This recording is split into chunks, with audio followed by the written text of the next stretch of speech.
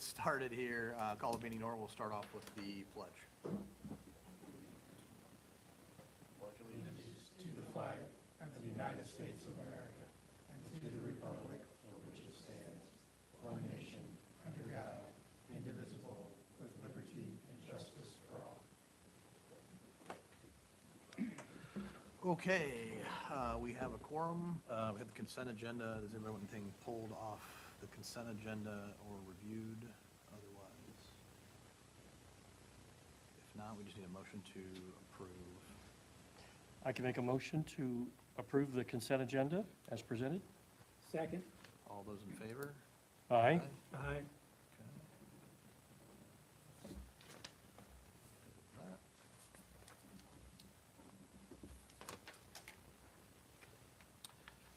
Next up, we have the department head reports. Starting off with Township Assistance and Human Resources. Sorry, I'm a little slow today. It's like a... Township Assistance has been just as busy as every other month. We did start school close in July. So that's why, that's the sixth other, that's school close for the month of July. Any questions about any of that?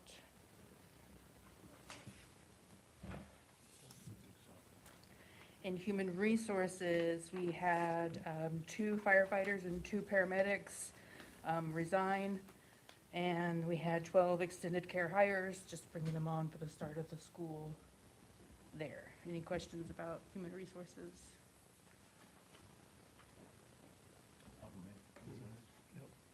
No. Okay. Thank you. Mm-hmm. Next up, we got Parks.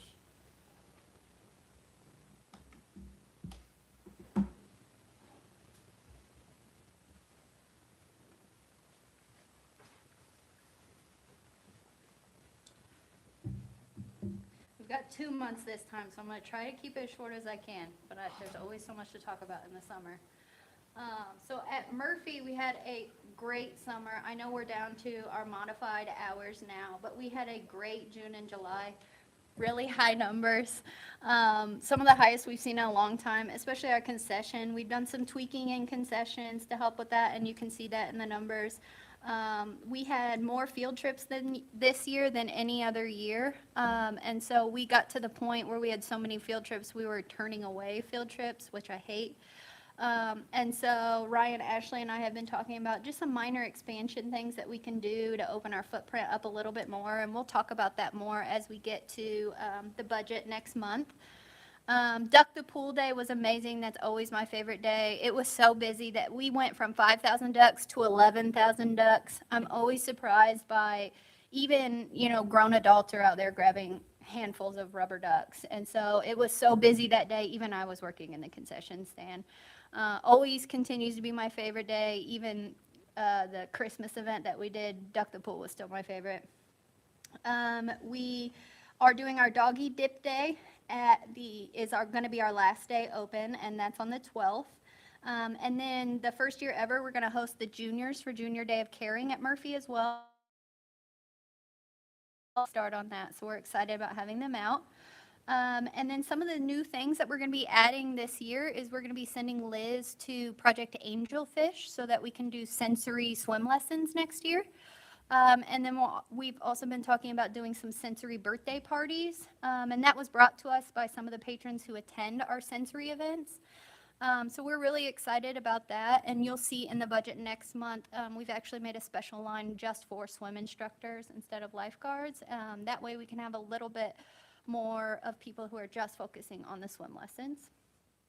And then I met with Visit Hendricks County. We were part of the Wheel the World that they hosted. They did an entire inclusion day at the fairgrounds.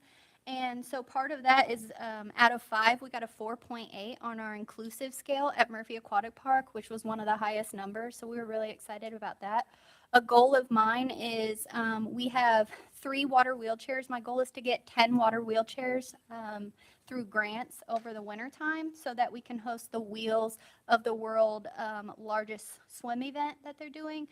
They couldn't do it this year because we didn't have as many water wheelchairs, so I'm going to be spending the winter time getting donations to, my goal is to get 10 of those. at the water park. For PCAR, we're seeing really high daily attendance numbers. Even now that the kids are back in school, we're still seeing very high numbers at the Nature Center, which is great. I'm very excited about that. It's kind of, as Ryan refers to it, the hidden gem of Avon. And so we're excited that more people are seeing it, more people are using that service. We will actually be doing the Wheels of the World assessment at PCAR next year so that we can have a little better view on how we can make that facility a little bit more inclusive to the community. But also now that we're doing inclusive archery, we want to make sure that the archery range is also inclusive. And then we had some successful preschool camps. So preschool camp has always been hard for us. We've never seen the numbers that we wanted. But we were excited because for whatever reason, preschool really blew up at the Nature Center. So that's something we want to focus on for next year and expand those weeks for next year. When we get into programs, so for the month of July, with our 3 programmers, we actually hosted 52 programs that month. That's the highest we've ever done. It's amazing to think that 3 people can accomplish 52 programs. One day we had 5 programs going on at one time, and those are all different interests.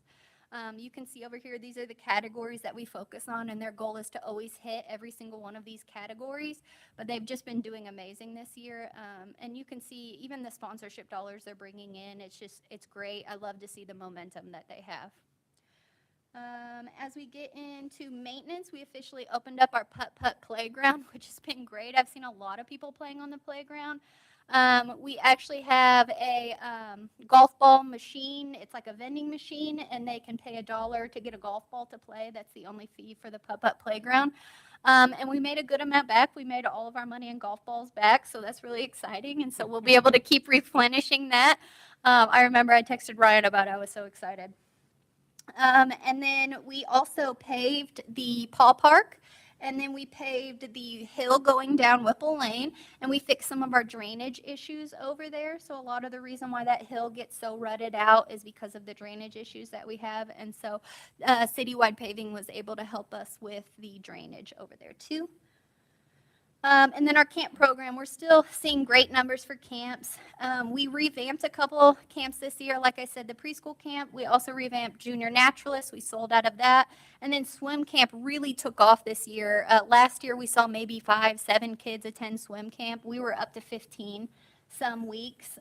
So that's really exciting. We feel like we've really hit the niche on swim camp now, and we're excited to see that grow. And then Melissa and I are looking at some other marketing avenues that we can do to really focus on marketing the camp program in January. And then as we get to EEC, we were fully staffed the start of EEC, which is amazing. That's another huge number of people that we have to hire for that. And then something neat this year is we use last year's numbers to decide how many people we need to hire each year. And so we actually, some of these schools have such higher numbers than last year that we have people on waiting lists. So we are continuing to hire so we can get these people off waiting lists to make sure everyone can use the program. And the school has been great to work with and very helpful with that. And then for our marketing, we were able to attend Inclusion Day at the fairgrounds. It's one of my favorite days, a whole table of booths, and it's really exciting because a lot of our special needs camps that come to Murphy were at Inclusion Day, and so as they saw our table, they all yelled, "It's Murphy's," because everyone adds an S to it. But it was exciting to see that they recognize us in other avenues and in other places, and they even recognize some of the staff. So that just goes to show you kind of the little extra special that we add to everything. Our revenue looks really great. We're in a great percentage for where we're at this year. We haven't been in that percentage in a while. And any questions that you guys have? With the extra water wheelchairs, that's kind of for a specific event, or would you use them more? So we can use them more. We have a lot of field trips that come. For example, Embracing Ability comes almost 3 times a week, and there are a lot of their patrons that need to use the water wheelchairs. They do good about changing it out, but it would be great if more of them could use it at one time. Not only that group comes, there's several groups that come. And so it's not just that too. We have a lot of disabled patrons that come that use those water wheelchairs. And so I want anyone who comes to be able to have access to it and not have to wander around. And so having those extra wheelchairs, I think would be a benefit to our water park. No, and that's great. I was just thinking if there was like a single event that was going to be a high demand, would it be practical that you could borrow some from another facility, depending on the scheduling, but maybe that's just not a practical. So to my knowledge, we're the only ones that have the water wheelchairs that float in the water, yeah. Okay, never mind. But Visit Hendricks County is helping me find a lot of grant opportunities, and then the Parks Foundation of Hendricks County, they also have opportunities, as you know, that we can get some of those water wheelchairs. And then Okay. the first time we got the water wheelchairs, we actually had an anonymous donor, so you'll see some of the push for donations as we get into like later in the fall, winter months. Very good. Yeah, having the additional chairs will allow us to qualify for that one single event, but the chairs themselves will be used throughout the summer, just for the general patrons that come over to the water park, so. Okay. Any other questions? Thank All you. right, thank you. Okay, next up, fire.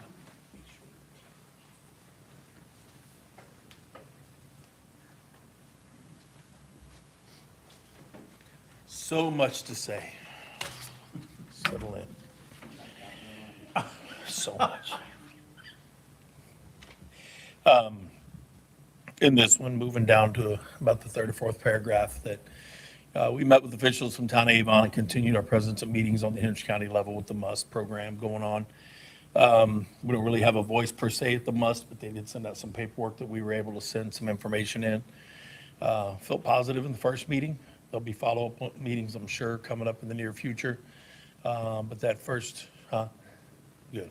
Yeah, I knew they were coming sometime. But that first one, it was nice to be able to share our numbers, get up and speak at the end, share information. And then the reiterated support from the Plainfield Town Manager was positive, recognizing the mutual aid and the reliance that people around us have on Avon and the amount of outgoing runs we have of the 8,700 plus runs that we brag about and advertise, we should be proud of, because that's a huge increase over the last 20 years. Over 2,500 of those go outside our borders. And that's something that we all need to continue to recognize. And I think that's just going to go up. It's going to go up as places develop, and it's going to go up as places either neglect or can't afford or start recognizing the challenges to move forward in their progress. Wayne Township's pretty much landlocked.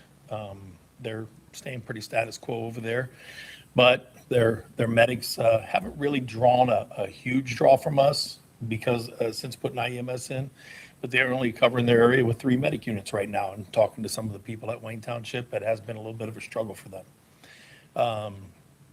Danville continues to work, and we appreciate them. And as we talk about our department, not only are we busier, not only are we running outside our borders quite a bit, but if you look at training, and we move down to there on the second page at the bottom where it says training grounds and classroom. Besides doing our own in-house classes, we had IFD Recruit Class 91 come out over a 3-day period and do their live burns. So we used their facility a year ago, and they were looking for something different, reached out to us. And it's just developing those cross-border relationships. Not only do we need to run with them, but we need to start getting to know them a little better. Stopped by Wayne Township, one of the houses over there recently, and they were asking to do some cross-border training and bringing their ladder over to work with us a little bit whenever we do live fire training.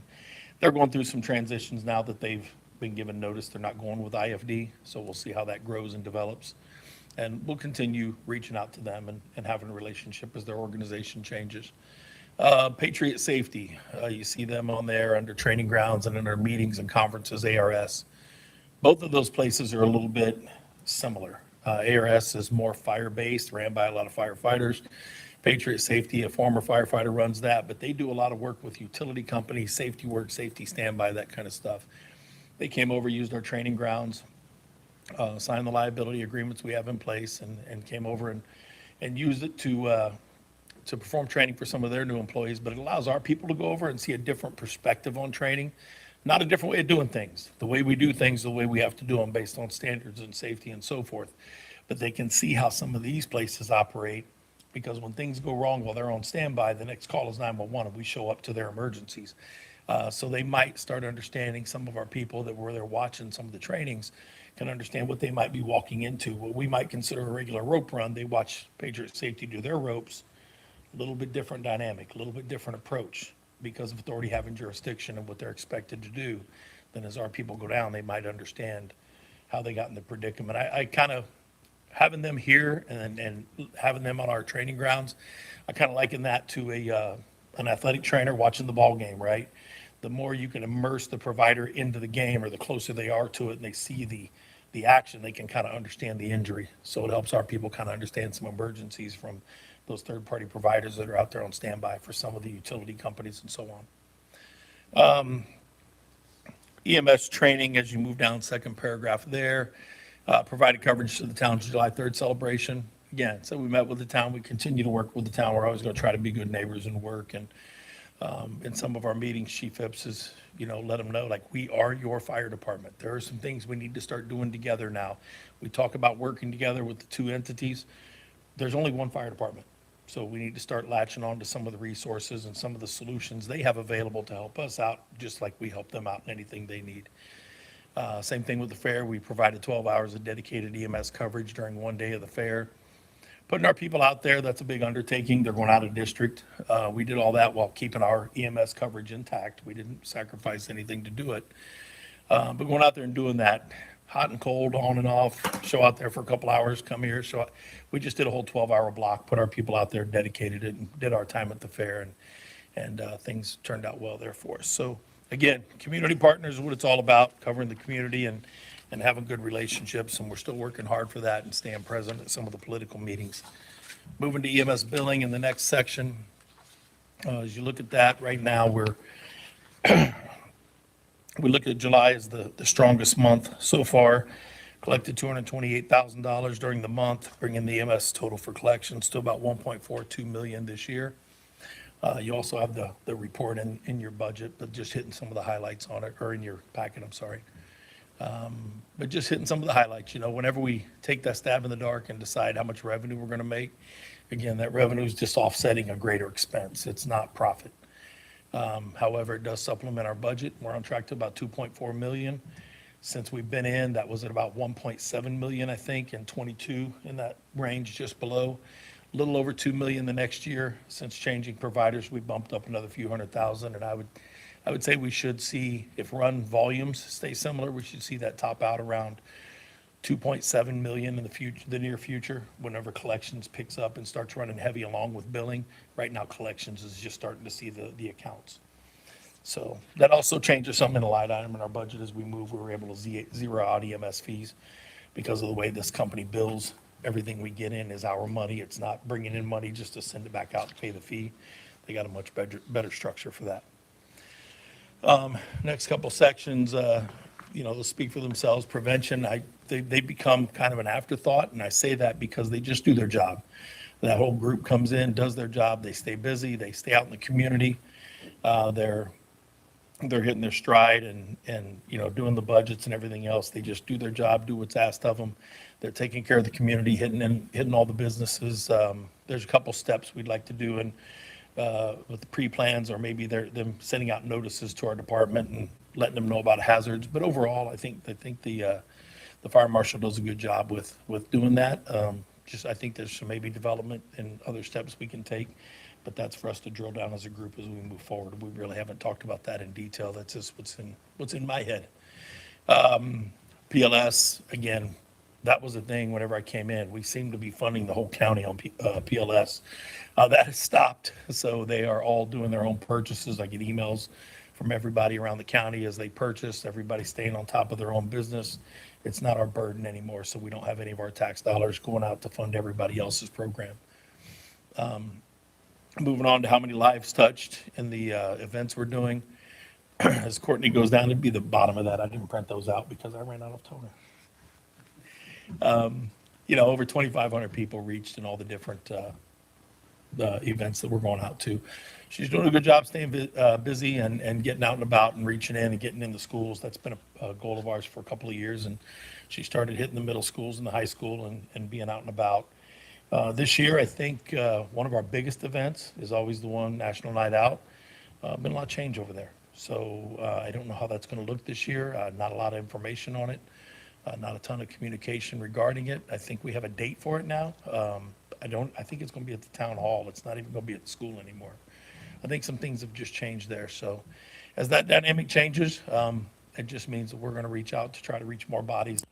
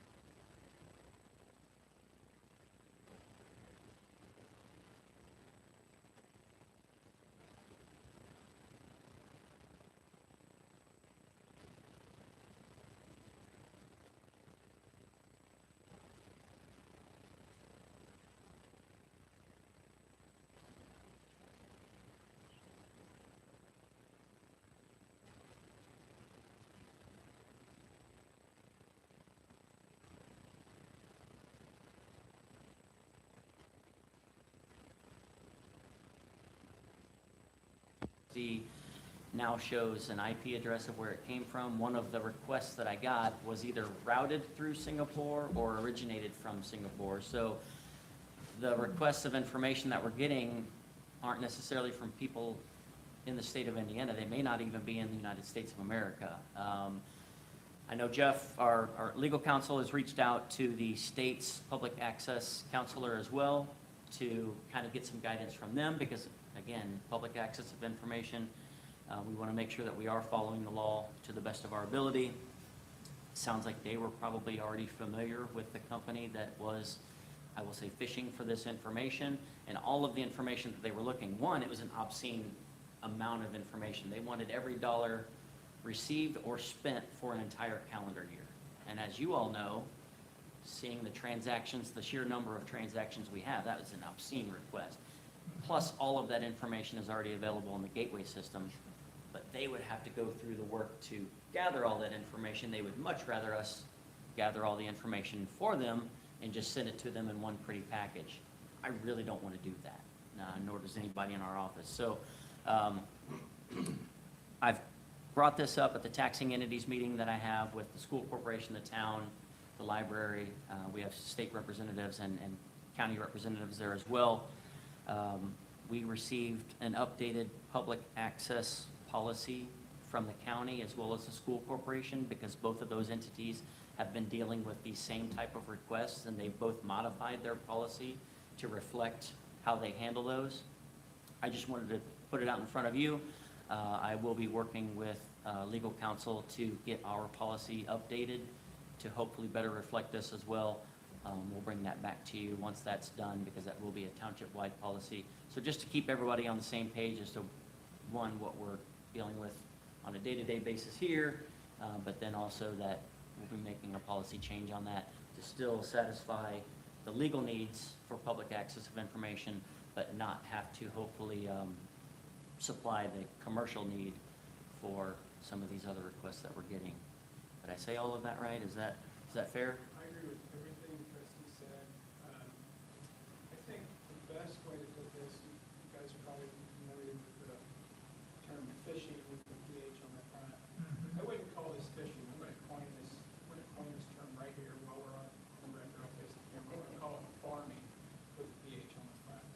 They are broadly looking for public data from a lot of my clients, and there are already cases and decisions in the state where you can't come in and wrap your arms around a decade or a year or give me all, is what you look for when you're reading the press, give me all of every for an undefined or very long period. You can't have that no matter what avenue you're looking at. Everything we're talking about will simply be to try to put some filters or gate posts out in front of Ryan's time or Laura's time or my time or Ashley's time of chasing these open-ended requests for no one within this county or township trying to get this information. And feel comfortable that nothing we present to you will prohibit someone from this township or county from walking in and saying, we would like to see this particular contract, this particular policy, this particular purchase agreement. Anyone who has a legitimate right, who does it right, will be able to continue to see publicly accessible data. There will be no change in transparency. The state is very aware of this, public access council is very aware of this, and the legislature is very aware of this. They took what I would consider the first pass at legislation this last session, and my guess is in the future we will continue to see as this stuff can be automated and bought and AI driven. They're trying to accumulate lots of commercial data about public spending and then commoditized somehow. Because as riveting as these budget and AFR hearings are, I know for you guys, there's not a lot of entertainment value to it. So someone is trying to make a commodity and sell it. I don't know what their alchemy is they're doing, but it's all over the state, all levels. And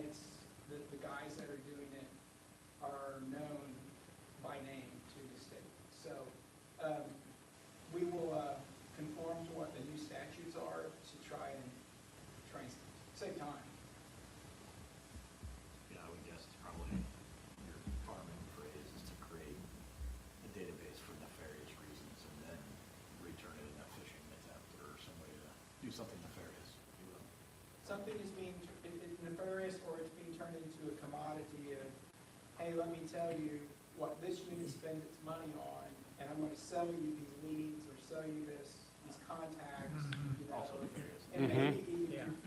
do fast math in the AI and go, hey, they're spending X amount per year on, you know, so I'm sure there's several things. This is where you need to go make your bid, this is where you need to go make the proposal, these are the numbers you need to shoot at. That'd be my guess. And we're, in the age of AI, we're only going to see more and more of trying to, you know, get in on these margins. And that's what my assumption is as they farm that information, they know that we buy X number of widgets from this company every year. And they're gonna go to this other widget company and they're gonna say, I'm gonna sell you want a piece the of name their of somebody who, and, I mean, that's, I don't know if that's it, but that's just kind of what my gut says. And either way, the information's already there. They can go find it themselves as far as I'm concerned, so. These guys go buy X thousand widgets for X $1,000. Knock off 10 cents from your margin and you're the low man bid. And AI, bam, just like that. So when you say farming, just put the little circle C, little circle trademark behind it. So Gotcha. that's gonna be my retirement. And I guess When we part, see the appropriate paperwork filed, we'll make sure to do that. yeah. Someone's running to the state house right now. I guess I'll just have to keep practicing. There you go. I guess, yeah, if they're asking for data that's available, but they want it formatted in a different format or a different level, I mean, I don't know if, hopefully the public access, you can answer saying, well, that data is available, here's where you go to get it. And that's what, so the request that I've gotten when I reached out to our council, he gave me a very well-worded response that I've just been, as I continue to receive any of these requests, I just copy and paste that this information is already available, and you know, something to the effect of, since your request is so broad and all the words, all the great words that he uses.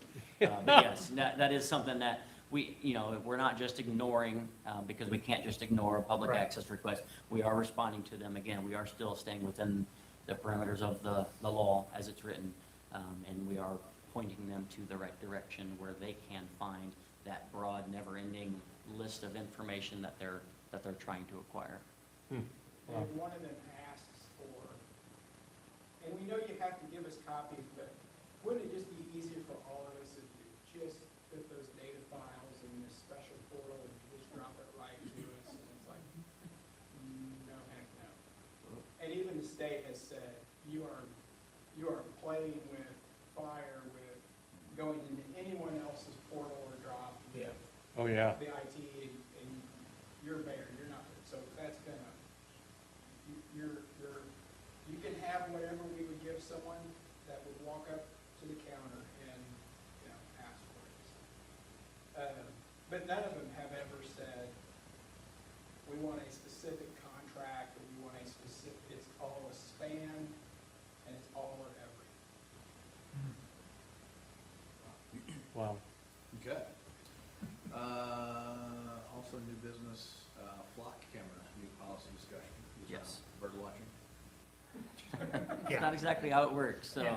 Well, kind of, sort of. So, as you've probably seen, license plate readers, flock cameras have been a big topic of conversation in the online world. So, we've actually had flock cameras on some of our properties for a couple years now, and just a few weekends ago, with all of the conversation, with everything else going on, somebody had posted a picture of one of our cameras. Now, very conveniently, the camera, prior to the photograph being taken, the camera got turned so that it was facing the playground instead of the parking lot like it's supposed to. But that picture made it online.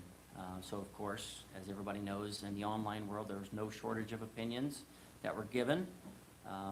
A lot of opinions actually were, well, if those cameras are going to exist, a park is the place that we would like to see them. So that was certainly in our favor. But still, There's a lot of people concerned, up to and including a lot of state officials that are having some conversations about these cameras. I wanted to try to, as proactively as we can, let's go ahead and get a policy on the books that will help us contain the information that are obtained by our cameras. I very much support the fact that we have them. We got them in cooperation with conversations through Avon PD. The camera system that we have, the information from those cameras is accessible only by Avon PD and the Sheriff's Department are the two entities that we have clicked the button for access for, because those are the entities that respond when we have incidences at our parks. Without getting into great detail, I can tell you that of the thousands and thousands and thousands of visitors and vehicles that we have come and go through our parks, this year and only this year, we have entered 2 license plates into our system. And again, without getting into great detail of why we entered those, the individuals that belonged with those license plates were doing things at our parks that you or your family, you would not want these individuals to be around. So entering a license plate into that system, what does that mean? Because there's a lot of different interpretations or opinions or ideas or thoughts of what they are. Our system takes a still image of a vehicle and a license plate when it drives by. It's not video, it's not following people walking around our parks, it's none of the things. If you see any of that online, that's not what our system does. Our system takes a still picture of a vehicle and a license plate, and it retains that information for X number of days before those pictures automatically get thrown into an archive. When I say these 2 license plates have been entered, what happens then is, since those 2 license plates have been entered, we've got it set up so that if either of those license plates appears in one of our parks, Laura, and only Laura, is going to get a text message saying, this vehicle is on our property. Laura's the parks director. She should know that 2 people who have been, they've had conversations with Avon PD, they've had long, heartfelt conversations with Avon PD, at least one of those individuals did, to the point where Avon PD trespassed them from our property that day, told them, you're done here, you need to go. Laura's going to be notified if those license plates show back up. That's as far as our information goes in regard to the information that's gathered. Again, there's a lot of information, there's a lot of misinformation out there. I very much and strongly support the fact that we have them, and I would like to continue having them. I think it protects the people that visit our parks, and it's going to, if it discourages criminals from coming to our parks, then I think they're doing exactly what they're designed to do, and I would like to continue doing that. So, all of that being said, I do think we need to have a policy in place for it, because one of the concerns is, well, who can access this information, and where does this information go? So I do think, again, trying to be as proactive as we can. I would like to have a policy on the books. It's not a policy that we currently have, but it's probably a policy worth exploring. Again, I've been working with our legal counsel just on some ideas that we have. But since those cameras are controlled at the township level, not necessarily through the rest of the cameras that are around Avon or the Hendricks County area, are controlled by somebody that is not us. We are only responsible for the ones on our property. And that's what our policy is going to reflect, is how that information is gathered, retained, or disseminated is what I would like to see in that policy. Since that is something new, again, I just wanted to put that on your radar. Again, try to get out in front of it before it makes it onto any chatter pages once again. I would be happy to stand in front of people that have questions, comments, or concerns, because I very adamantly believe that If we can use this type of technology to protect the visitors, the children that come to our parks, then I would love to have that conversation and explain all of the reasons why. So, are you saying the cameras we have, are they all geared toward park activities and park assets? The license plate reading cameras that we have are only in our parks. Okay, so in terms of our fire service, any of our other, I mean, there's really nothing, the context of everything we've done with cameras so far has been for our parks and protecting those public spaces, For right? license plate reading cameras. We do have surveillance systems on other properties. Okay, So I don't want to have confusion there. We do have surveillance, just close circuit surveillance. I don't know how I the guess proper security terminology. cameras. Security cameras, thank you. I'm trying to, not my world, so sorry. Yes, we do have security cameras on other properties. The license plate reading cameras are only on park properties. Okay. And I guess that, maybe educate me a little bit, the flock and all the. Flock is a public- brand name of, They're license plate readers? yes. Okay, There are other brands of cameras out there that do the same thing. Flock just happens to be the one that's gotten the attention of the online world. And that Okay. also happens to be the same brand of camera we use. The reason they've gotten the attention is they are the leading manufacturer, arguably the leading manufacturer for that type of technology. They are the largest. They are tied in with the most law enforcement agencies across the United States. And so that's probably, I would have to assume, why they've gotten the attention of the online world. That is also the same reason that we partnered with them when we decided to go with those cameras, was again, because they have the best technology, and we do have the ability to instantaneously share that information with our local law enforcement agencies that will be responding if a crime is committed on our property anyway. okay.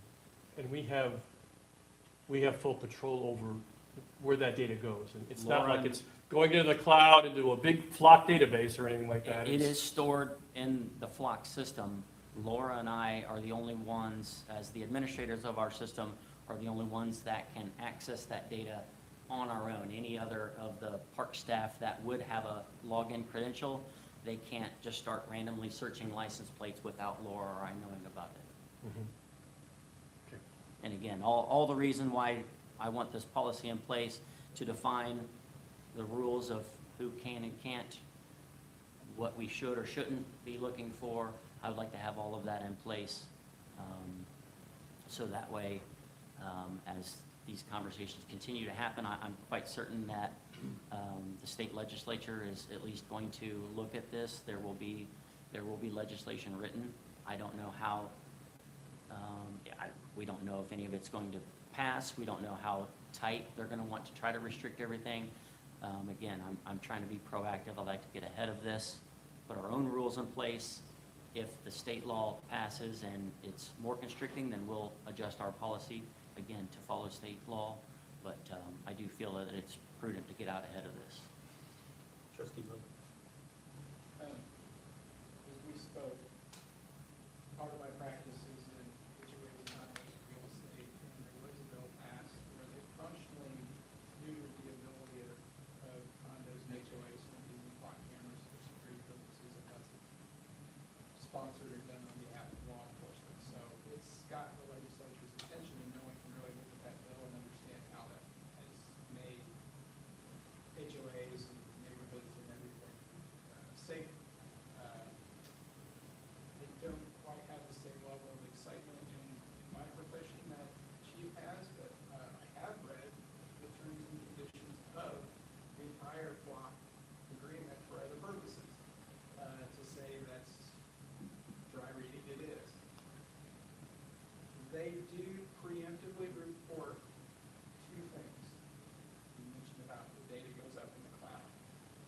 I can't remember exactly what they were, but they were both two different kinds of national warrants, one of which was related to child exploitation. Missing and exploited children database.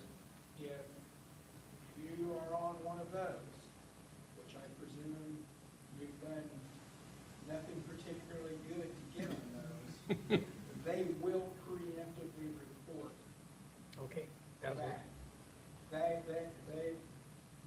We can trigger, and I've got the details, these guys that have been trespassed. You want them trespassed, you don't want them back. Right. And anyone that happens to be associated with those two national warrant databases, those are gonna be reported. The degree to which people understand these cameras and the degree to which they actually function may not all be real tight on the Venn diagram. They may be kind of far apart, but they're in our statewide conversation about solar farms and data centers and now flock cameras. And so the legislature, I think, will feel compelled to talk about it at least.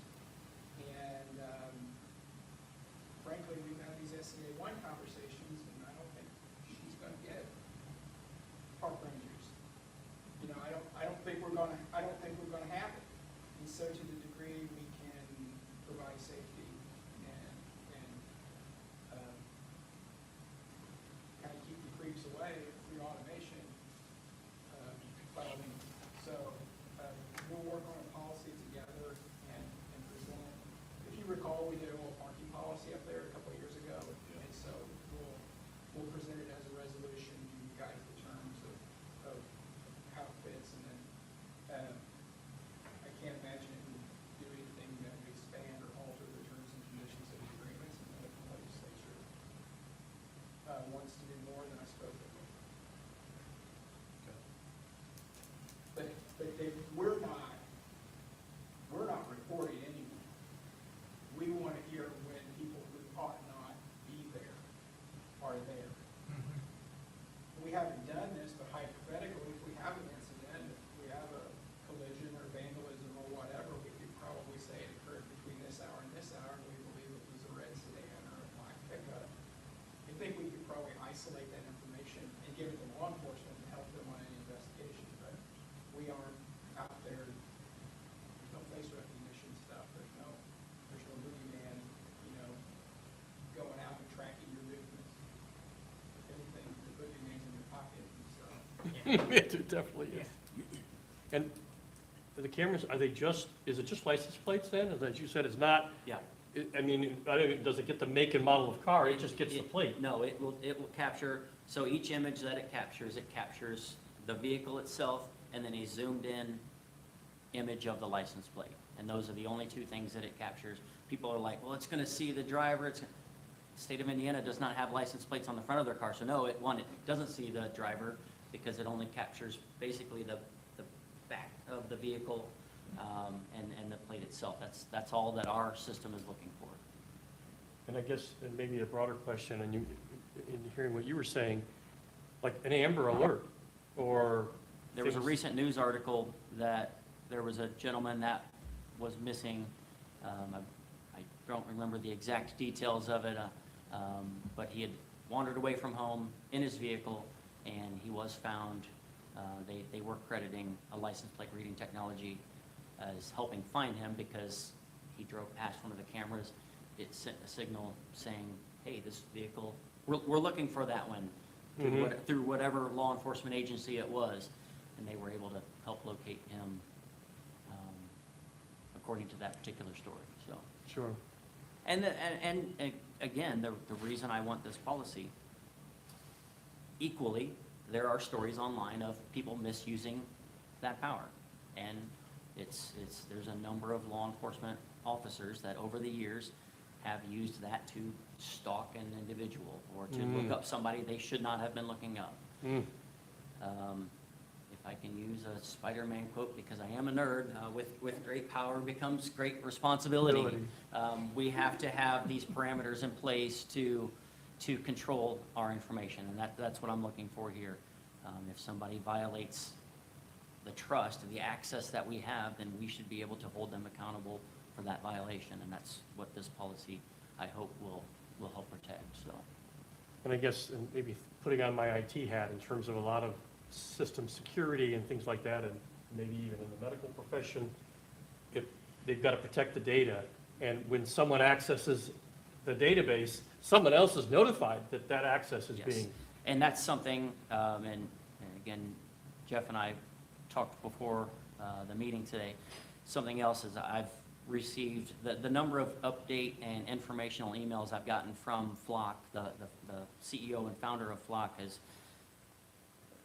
the number of emails from him within the last month has increased exponentially, because they're doing a lot of damage control right now, but they are also implementing tighter security measures to control the information that they're gathering and maintaining. And when I said that the images that are automatically captured by this camera are stored for X number of days, it used to be they automatically, everything by default was stored for 30 days, and then it went to the archive. They've already shrank that down. Images now are stored for a 10-day window before it automatically gets archived. It is still accessible.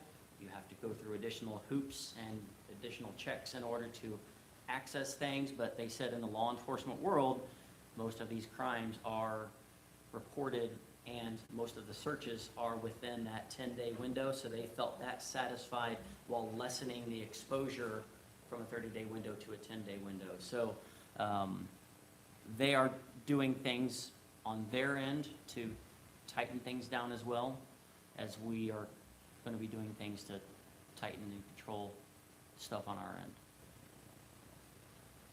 okay.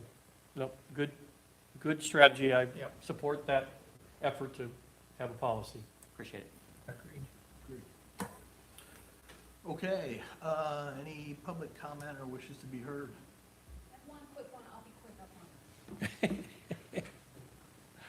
I just forgot to mention it. The Parks Department is working in conjunction with Serve Village. It's a local nonprofit in in Hamilton County, and they are helping with the flood relief. So we're working with them to collect donations at our summer concert next Friday. From 7 to 9, people can drop off specific items. We put out some social media posts about it. I just wanted to make sure we said it publicly and in front of you guys as well. We will be collecting those donations and then delivering that to them afterwards. So if you guys can help spread the word, if you know organizations that can share as well. I've already reached out to local taxing entities, local nonprofits, and they've been sharing it for us too. But we're just trying to do what we can to help out. I know there's a lot of parks affected by it as well too. So we're just trying to do our part to make sure we can help. And so I just wanted to make sure I mentioned that. Thank you. Any other public comment or wish to be heard? Okay, if not, we just need a motion to adjourn. I move we adjourn. I'll second that. All those in favor? Aye. All right, we are adjourned at 3:59, just under 4 o'clock. We'll be back September 1 at 3 o'clock, same place, for the amazing budget work